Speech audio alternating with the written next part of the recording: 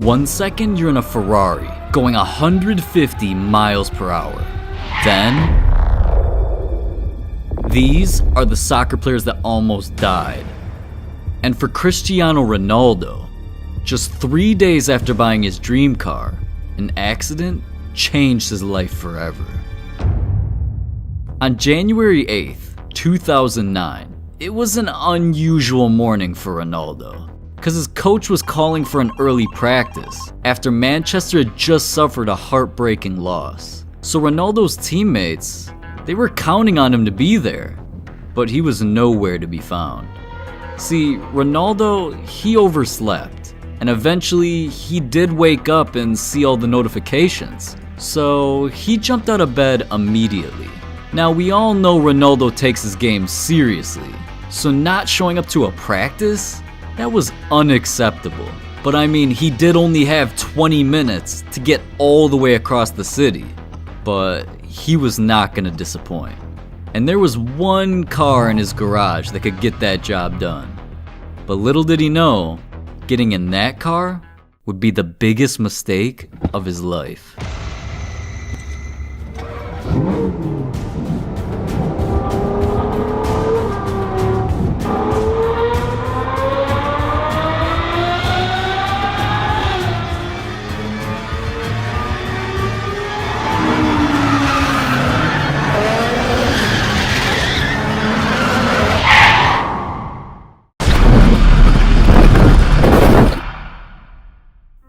Damn, man. Ronaldo was just starting to make a name for himself, and now he was crawling out a Ferrari that was completely totaled. So the fact that Ronaldo could walk away without a single scratch on his body, it was a miracle. But from that point on, he made it his life's mission to dedicate everything to the sport and become the greatest soccer player to ever touch a field. But ironically, for Leonel Messi, him trying to do that nearly cost him his life. Back in 2017, Messi was about to play in one of the biggest games of his career, so he was willing to put his life on the line, literally.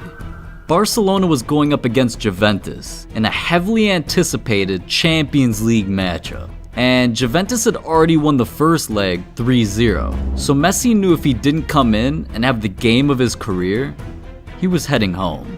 So as soon as Messi ran on that field, he was prepared for anything, or at least that's what he thought. Throughout the first half, both teams desperately made a push. I mean, their legacies were at stake, and whoever won was heading to the semifinals. So they battled it out, blood, sweat, and tears, but neither were able to score a single point. Then, as the half was coming to a close, Messi made one last high-effort play, but that nearly cost him everything. See, Messi almost lost more than just the game out there. Doctors realized if he had landed just 2 millimeters higher, that neck injury would have killed him. So despite Barcelona losing that game, Messi was a very lucky man. But see, most disasters happen off the field, like for Mateus Silva. This man nearly lost his life on vacation. Yeah. Back in 2017, it was about to be the 4th of July, so Silva and his teammates, they were amped. I mean, they were trying to turn up, and they figured why not drive to Lake Tahoe and enjoy the beach a little bit. Well, because it was the 4th, they already knew the beach would be crowded, and they had a game later that day. So they planned to pull up extra early, around 6 a.m. or so. But little did they know, things were about to get crazy. Yeah. See, that next morning, the boys all hopped in the same car, turned on some bangers, you already know how it go, and they went on their little road trip. But as soon as they pulled up to the beach, Silva, he just lost control. He saw the sand, the water, and he just couldn't help himself. I mean, he felt like a little kid again. And without thinking, he ran straight for the lake and dove in.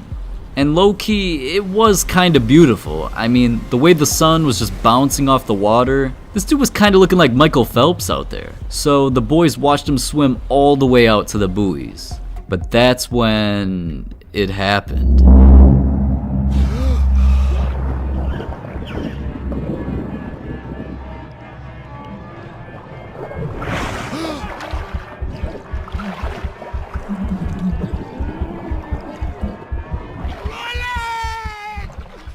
Out of nowhere, Silva, he started screaming for help. And the boys, they thought he was just trolling until he went under. Then their hearts dropped. They raced to the lake. They jumped in after him. But by the time they got to Silva, it was too late.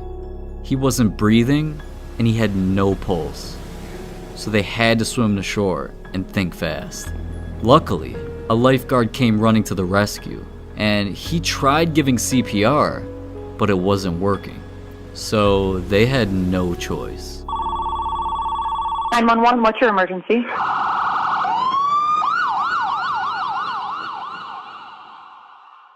Two days later, Silva woke up, but he was dazed, confused, and it turned out he was in a coma.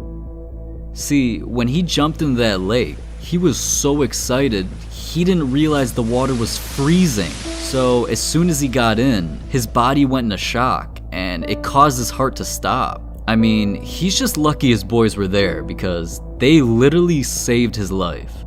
And after it was found out that Silva would recover, his teammate Chris Wondolowski paid respect to him in their next game, wearing his number 38 and even scored a goal that night for him. Almost drowning, that's something that'll live with you forever. But almost not even making it to your first birthday? For Neymar, that was his reality. And what happened in 1992 scarred him for life. Literally.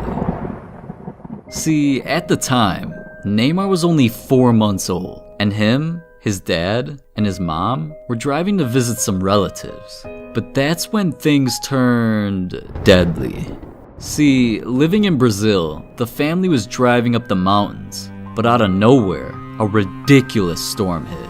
And it wasn't just the typical rain that comes and goes. It was storming so bad, they couldn't even see what was right in front of them. Then came the lights.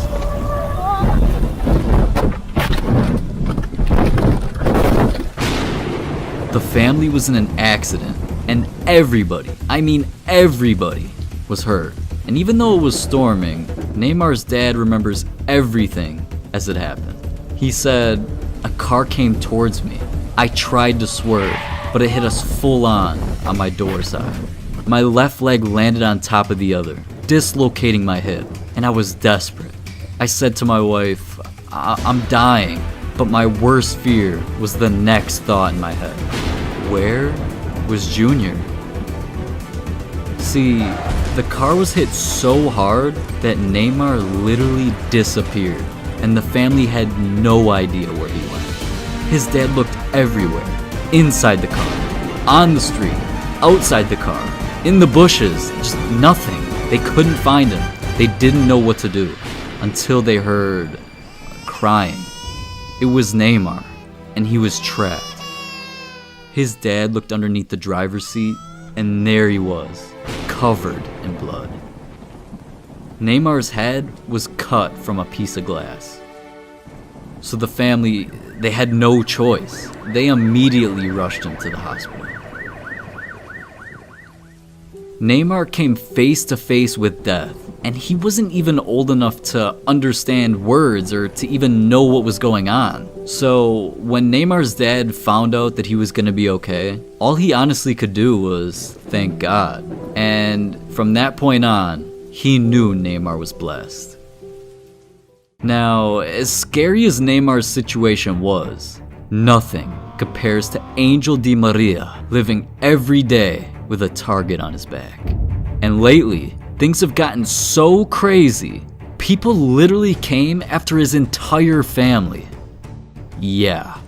At the beginning of 2021, Angel and his PSG teammates were all smiles. Their team was off to a great start to the season, and they were proving people wrong, yeah, but most thought it was a fluke. So when PSG came into a heavily anticipated match, they wanted to prove themselves. And throughout the first half, They started off in the lead 1-0, so things were looking up, but then what happened, nobody could have predicted.